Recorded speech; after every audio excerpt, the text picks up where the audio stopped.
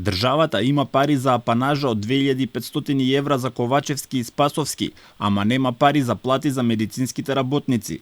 На синдикалците им пукна филмот. Ако до март не си ги добијат заслужените покачувања, ќе стапат во генерален штрајк. Велат дека штом има пари за апанажи, службени автомобили и гориво за политичари, тогаш мора да има и за нив. Бојчевски од независниот синдикат рече дека ако властите продолжат да си играат со чувствата на здравствените работници, во наредниот период размислуваат за целосен бојкот на работата и затворање на сите здравствени објекти. Од една страна имаме изјава од министер дека нема да има покачување. Од друга страна, од заменик министер кои што работат во исто министерство, имаат канцелари карши, вика дека ќе има линеарно покачување на платата на сите вработени во здравствениот сектор, од хигиеничар до доктор. Ако не дојде до ова линеарно покачување, како што самата заменичка министерка го кажа, значи ние со координативното тело ви кажавме имаме три опции: протест пауза, затварање на клиники и генерален штрајк. Тој додаде дека проблемот со покачувањето на платите настанал поради тоа што репрезентативните синдикати во здравството не го подпишале и не го усогласиле колективниот договор во здравствена дејност со законот за минимална плата.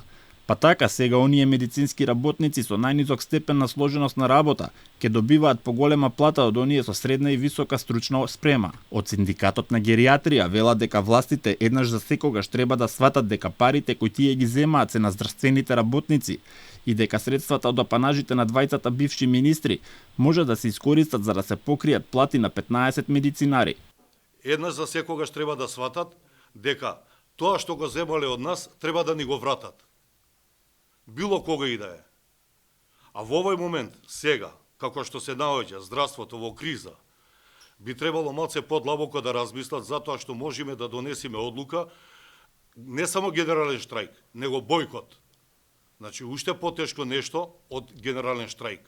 Да се затворат сите здравствени установи, па да видиме сега во оваа епидемија сега што имаме со голема кашлица. Кој ќе ги лечи?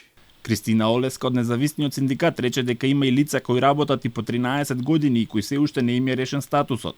А сите тие луѓе се уште работат и тоа од 1 јануари работат без никаков договор.